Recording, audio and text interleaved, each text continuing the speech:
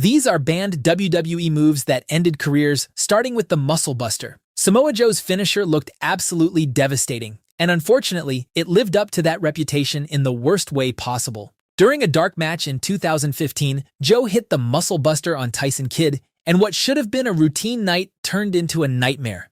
Kidd suffered a spinal cord injury so severe that doctors said only 5% of people survive it.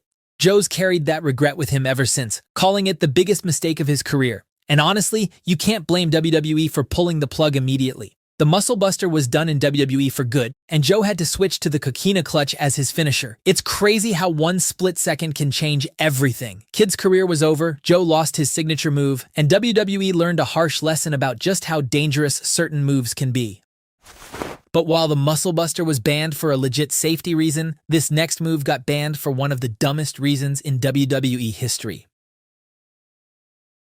The Burning Hammer was invented by Kenta Kobayashi in Japan and was so devastating that it literally won an award. Over the years, wrestlers modified it to make it safer, but even the safe version still puts you at serious risk of breaking your neck. Tyler Rex was using the Burning Hammer as his finisher in the early 2000s, and he'd never hurt anyone with it. But apparently, John Cena had a problem with the move, not because it was dangerous, but because he thought it looked too similar to his attitude adjustment. WWE told Rex he couldn't use the move anymore, and just like that, one of the most iconic finishers in wrestling history was gone from WWE for years, until AJ Styles eventually brought it back. But while Cena was protecting his finisher, WWE was about to ban a move that was actually putting people in the hospital. If you watched WWE during the Attitude Era and Ruthless Aggression Era, you know that chair shots to the head were one of the biggest highlights in any hardcore match. But Edge took it to another level with the concerto. Edge made this move famous during his Rated R Superstar run, and it looked like something that could legitimately end someone's career. By 2010, WWE realized that unprotected chair shots to the head were causing serious long-term damage like CTE, concussions, and brain injuries that wrestlers would deal with for the rest of their lives.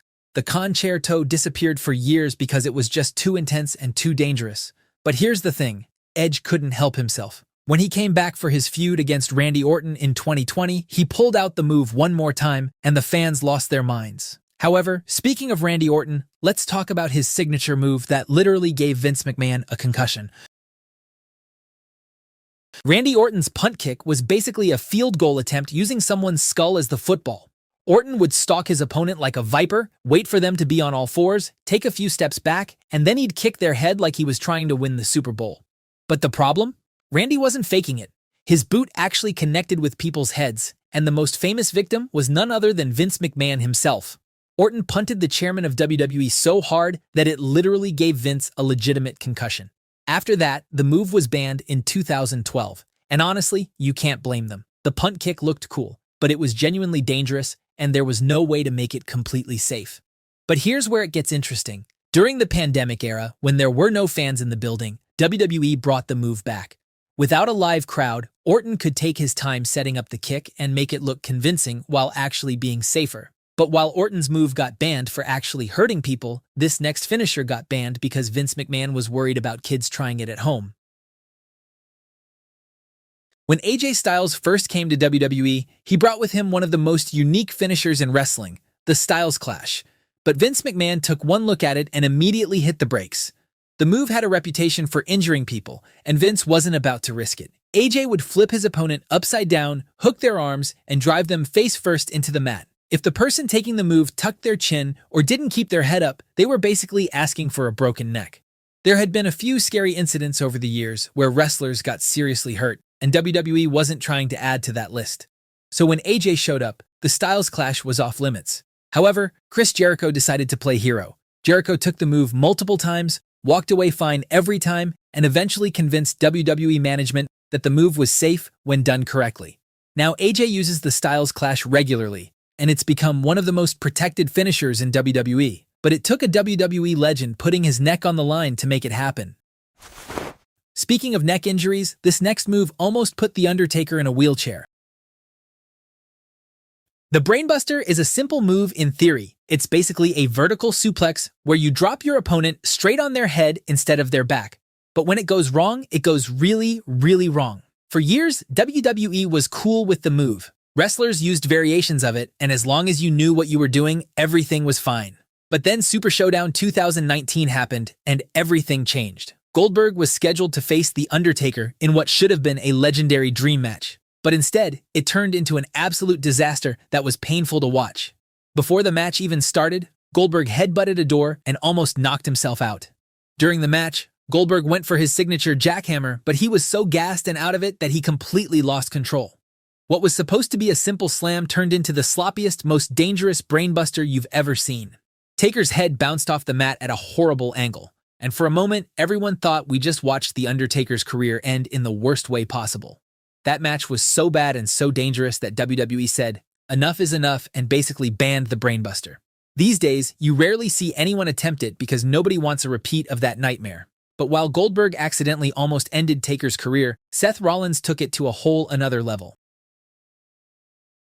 Seth Rollins' buckle bomb looked simple enough on paper. Just powerbomb your opponent into the corner turnbuckle. However, this move has ended more careers than almost any other in recent WWE history. The first major incident happened at Night of Champions 2015 when Seth faced Sting. Rollins hit the buckle bomb and Sting's neck hit the turnbuckle at the worst possible angle. The injury was so severe that Sting couldn't compete for years, and everyone thought his career was done for good. But WWE didn't ban the move yet. They chalked it up to a freak accident and let Seth keep using it. But fast forward to 2016, Seth used the buckle bomb at SummerSlam in the Universal title match and injured his opponent once again. That was the final straw. WWE had seen enough. The buckle bomb had now been responsible for retiring a legend and seriously injuring another performer. The move was banned completely, and Seth had to find new ways to finish his matches. But while the buckle bomb was eventually brought back, it wasn't the only move in Rollins' arsenal that was banned by the WWE. Seth Rollins' curb stomp was one of the most protected finishers in WWE for years.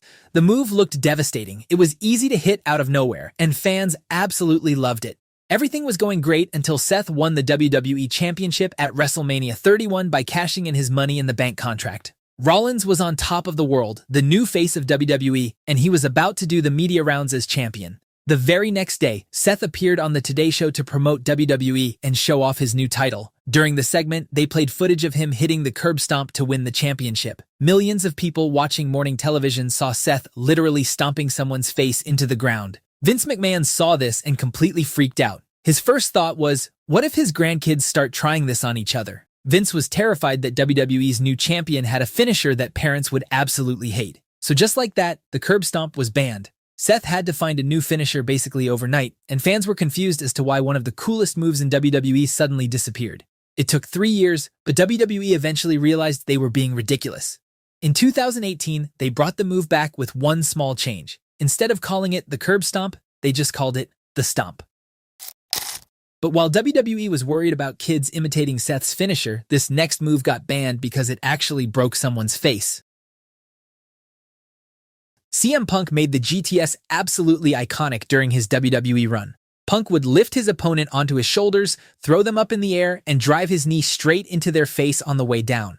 It looked brutal, it was unique, and it became one of the most loved finishers in the company. But here's where things got complicated. When Punk left WWE in 2014, the company wanted nothing to do with anything that reminded fans of him. So when Hideo Itami showed up in NXT, WWE had a problem. Itami was the guy who basically invented the GTS in Japan. It was his move first, but WWE wouldn't let him use it because they didn't want fans chanting CM Punk's name. Eventually, WWE gave in and let Itami use the GTS. Finally, the inventor of the move could use his own finisher in WWE, but it didn't last long. During a match against Brian Kendrick, Itami hit the GTS and things went horribly wrong. Kendrick's face connected with Itami's knee at the worst possible angle, and the result was a broken nose, broken orbital bone, and Kendrick's face was completely messed up. That was enough for WWE to ban the move completely. For years, it looked like the GTS was done in WWE forever. Thankfully, when Punk finally returned, WWE let him bring back the GTS. But for a while there, one of the most iconic finishers in modern wrestling history was completely off limits. Speaking of iconic moves that WWE banned, let's talk about the most famous banned move in wrestling history. The piledriver is probably the most legendary banned move in all of wrestling, and for very good reason. At SummerSlam 1997, Owen Hart was facing Stone Cold Steve Austin in a match that was going as usual. However, when Owen went for a piledriver, something went terribly wrong. Instead of Austin's head stopping safely above the mat, Owen dropped him directly on his neck. Stone Cold said he couldn't feel anything from the neck down after the move. For a moment, he genuinely thought he'd never walk again. The Rattlesnake did eventually return to the ring, but his career was significantly shortened because of that one botched piledriver. One of the biggest stars in wrestling history had his prime years cut short because of a move that went wrong. After that incident, WWE realized just how dangerous the piledriver actually was. The margin for error was so small. One tiny mistake and you could paralyze someone. So the standard piledriver was banned across the board in 2000. However, there were exceptions. The Undertaker and Kane were allowed to keep using their tombstone piledriver variations because they'd perfected the move over years and never hurt anyone. CM Punk once used the piledriver against John Cena in a match on Raw. Kevin Owens used his package piledriver on Cody Rhodes. But the standard piledriver still remains banned in today's WWE. However, while the piledriver has a tragic history behind its ban, this next move on our list got banned because of how dangerous it looked. The Vertebreaker is one of those moves that makes you wonder what wrestler was crazy enough to invent it in the first place. Shane Helms, better known as the Hurricane, used this move during his time in WCW, and it looked absolutely insane. Helms would hook both of his opponent's arms behind their back, flip them upside down, and then drop straight down, driving their face and neck into the mat. When done correctly, it looked devastating. When done incorrectly, you were basically asking to break someone's neck. Helms brought the Vertebreaker with him when he jumped to WWE, but WWE took one look at the move and immediately shut it down. However, Seth Rollins used it once against AJ Styles at a house show, and most recently, we've seen Cody Rhodes use a safer version of the move in the WWE. It's one of the most spectacular moves in wrestling history, but it's also one of the most dangerous. Speaking of spectacular, check out this video to relive the spectacular year of 2005 in the WWE.